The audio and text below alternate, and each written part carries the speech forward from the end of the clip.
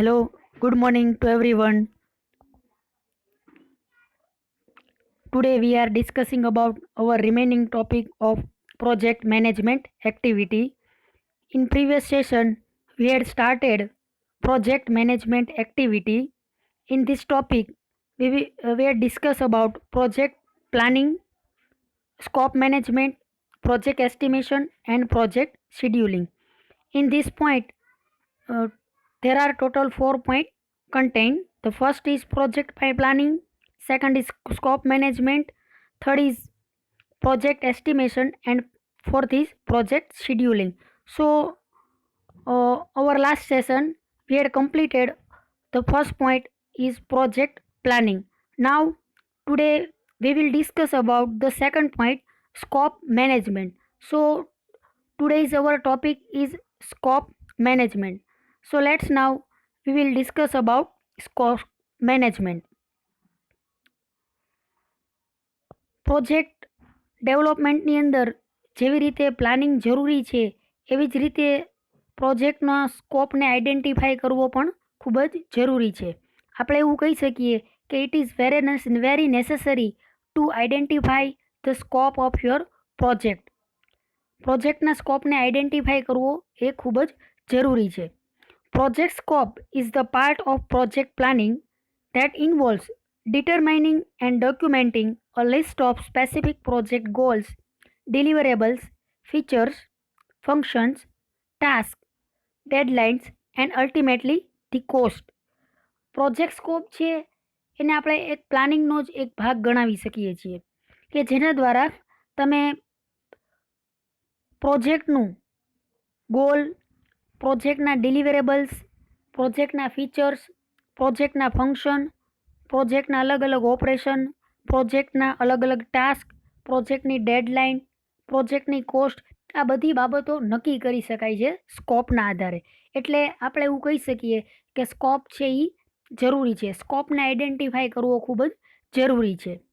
In other words, it is what needs to be achieve and the work that must be done to deliver a project.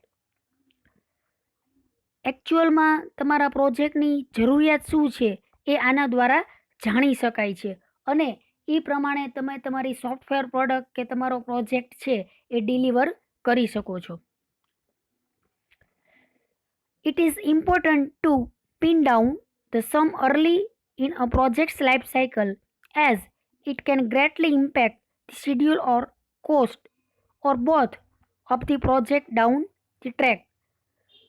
સૌથી વધુ અગત્યનું project management life સાયકલના જે step છે અથવા તો project life cycle છે એ life સાયકલની અંદર પ્રોજેક્ટનું પ્લાનિંગ કરવું, પ્રોજેક્ટનું શેડ્યુલ કરવું અથવા તો પ્રોજેક્ટનો સ્કોપ આઈડેન્ટિફાઈ કરવો. તો આ બધું જે ટાસ્ક છે એ વધારે ઇમ્પોર્ટન્સ છે. પ્રોજેક્ટ મેનેજર માટે આ બધા જે ટાસ્ક છે એ ખૂબ જ વધારે ઇમ્પોર્ટન્સ છે. એટલા માટે કારણ કે તમારો જે પ્રોજેક્ટ છે એ પ્રોજેક્ટનો આ બેઝ ગણવામાં આવે છે.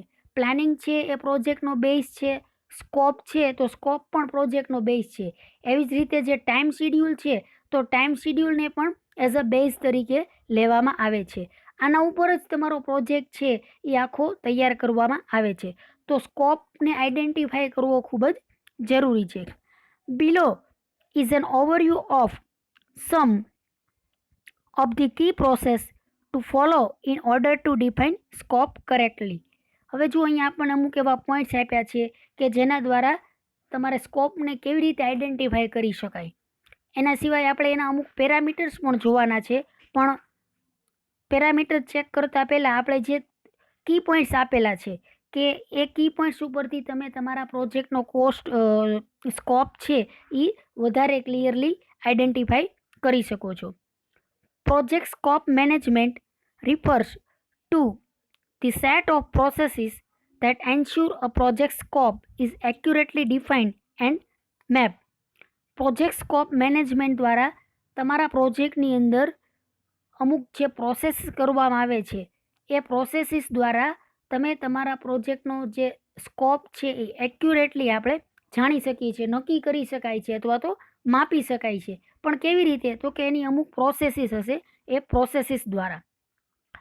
Scope management technique enables project managers and supervisors to allocate just the right amount of work necessary to successful complete a project concerned primarily with controlling what is and what is not a part of project scope.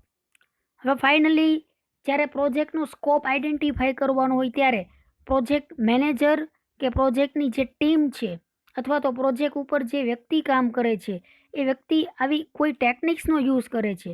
ખાસ તો project મેનેજરની આપણે વાત કરીએ કે project manager છે એ આ પ્રકારની એવી ટેકનિક્સ યુઝ કરશે કે જેના દ્વારા એ પ્રોજેક્ટનો સ્કોપ છે એ નક્કી કરી શકે અને એ પ્રમાણે પ્રોજેક્ટના જે સુપરવાઇઝર કે લીડર્સ હોય છે એને અમુક એ પ્રકારનું વર્ક છે એ એલોકેટ કરવામાં આવે છે અને ફાઇનલી પ્રોજેક્ટને સક્સેસફુલી કમ્પ્લીટ કરવામાં આવે છે. સાથે સાથે એવું પણ પ્રાઇમરી બેઝ ઉપર ચેક કરવામાં આવે છે કે તમારા પ્રોજેક્ટનો પાર્ટ કયો છે, તમારા પ્રોજેક્ટનો પાર્ટ કયો નથી, એના ઉપરથી પણ સ્કોપ છે એ આઈડેન્ટિફાઈ થઈ શકે છે. હવે અહીંયા તમને એક પિક્ચર જોવા મળે છે, એક ઇમેજ જોવા મળે છે. આ પેરામીટર્સ છે કે સ્કોપ નક્કી કરતી વખતે કયા પેરામીટર ધ્યાનમાં રાખવામાં આવે. તો જો મેઇન 4 પેરામીટર્સ છે: time, quality, resources and risk. બરાબર. તો જો તમને રિસ્ક છે ને એ 3 બાજુ દર્શાવેલું છે. મેઇન જોઈએ તો સ્કોપને આઈડેન્ટિફાઈ કરવા માટે 3 પેરામીટર્સ છે: ટાઈમ, ક્વોલિટી અને રિસોર્સિસ. પણ એ સિવાય ત્રણેય બાજુ તમને જુઓ રિસ્ક રિસ્ક રિસ્ક એવું લખવામાં આવેલું છે, એવું દર્શાવવામાં આવેલું છે, એવું બતાવવામાં આવેલું છે. એ શું આઈડેન્ટિફાઈ કરે છે કે પ્રોજેક્ટનો સ્કોપ આપણે જ્યારે નક્કી કરીએ છીએ ત્યારે દરેક જગ્યાએથી અલગ અલગ પ્રકારના રિસ્ક જે રહેલા છે એ રિસ્કને પણ આઈડેન્ટિફાઈ કરવું પડે. ટાઈમની બાબતમાં કોઈ રિસ્ક હોય તો એ, રિસોર્સની બાબતમાં જો કોઈ જોખમ રહેલું હોય તો એ, અને ક્વોલિટીની બાબતમાં જો કોઈ જોખમ રહેલું હોય તો એને પણ અહીંયા દર્શાવવામાં આવેલું છે. એટલે તમારે સ્કોપ મેનેજમેન્ટની અંદર આ એક ચાર્ટ છે એ ડ્રો કરવાનો છે. તમે દરેક વિદ્યાર્થી મિત્રો આ એક ફિગર છે એ ડ્રો આઉટ કરી લેજો તમારા બુકમાં કે મટીરિયલની અંદર જે કાઉન્ટ કરતા હોય ત્યાં. તો સ્કોપ મેનેજમેન્ટ માટે આ 3 પેરામીટર્સ છે એ ખૂબ જ જરૂરી છે. અગેન એકવાર રિપીટ કરી દઉં: time, quality, resources and fourth one is the risk. આ 3 પેરામીટર્સ દ્વારા તમે તમારા પ્રોજેક્ટનો સ્કોપ છે એ આઈડેન્ટિફાઈ કરી શકો છો. અથવા આપણે એવું કહી શકીએ કે આ તમામ પેરામીટર્સ દ્વારા પ્રોજેક્ટ મેનેજર છે અથવા તો સ્કોપ મેનેજમેન્ટની જે ટીમ છે એ પ્રોજેક્ટનો સ્કોપ છે એ એક્યુરેટલી ડિસાઇડ કરી શકે છે, નક્કી કરી શકે છે. Now, scope refers to the detailed set of deliverables or features of a project. હવે સ્કોપ શું છે જુઓ તો scope it means the detailed set of deliverables or features of the project. Scope એટલે તમારા પ્રોજેક્ટના જે ડિલિવરેબલ્સ છે, તમારા પ્રોજેક્ટના જે નંબર ઓફ ડિલિવરેબલ છે એ ડિલિવરેબલ્સ અથવા તો તમારા પ્રોજેક્ટના જે ફીચર્સ છે એ તમામ ફીચર્સ એને આપણે સ્કોપ તરીકે આઈડેન્ટિફાઈ કરી શકાય. These deliverables are derived from project's requirement. હવે આ ડિલિવરેબલ્સ જે છે એ ક્યાંથી આવે છે તો તમારા પ્રોજેક્ટની જે મૂળ રિક્વાયરમેન્ટ છે, તમારા પ્રોજેક્ટની જે બેઝિક રિક્વાયરમેન્ટ્સ છે એ રિક્વાયરમેન્ટ્સમાંથી આવા બધા ડિલિવરેબલ્સ અથવા તો ફીચર્સ છે એ મેળવી શકાય છે. એટલે ડિલિવરેબલ્સ ઇટ મીન્સ આ વર્ડ જ ખાલી તમને અઘરો લાગશે બટ ઇટ્સ નથિંગ ન્યૂ. એમાં એવું કોઈ અઘરું નથી. This deliverables are derive from the project requirement. તમારા પ્રોજેક્ટની જે રિક્વાયરમેન્ટ છે એ રિક્વાયરમેન્ટ્સમાંથી જ આ બધા ડિલિવરેબલ્સ અથવા તો ફીચર્સ છે એ મળે છે. Project scope defined as the work that needs to be accomplished to deliver a product, service or result with the specified features and function. બીજા શબ્દોમાં બીજી ટર્મની અંદર તમારે સમજાવવું હોય કે પ્રોજેક્ટ સ્કોપ શું છે તો જુઓ the work that needs to be accomplished to deliver a product. તમારો પ્રોજેક્ટ, તમારું જે ટાસ્ક છે અથવા તો તમારે જે રિઝલ્ટ જોઈતું છે એ રિઝલ્ટ એચીવ કરવા માટે તમે જે વર્કઆઉટ કરો છો, તમે જે પ્રોસેસ કરો છો, એ પ્રોસેસ, એ સર્વિસ, એ ફંક્શનાલિટી, એ બધાને આપણે એઝ અ સ્કોપ તરીકે લઈ શકશું. Or result with the specific features and function. These are 3 processes of project scope management: planning, controlling and closing. આ સિવાય બીજી પણ 3 પ્રોસેસ છે કે જેને આપણે પ્રોજેક્ટ સ્કોપ મેનેજમેન્ટની અંદર આવરી શકાય. કઈ કઈ છે? તો એ પ્લાનિંગ છે, કંટ્રોલિંગ છે અને ક્લોઝિંગ છે. તો આ બધી ડિટેલ્સ છે એ સ્કોપ મેનેજમેન્ટની અંદર આવે છે.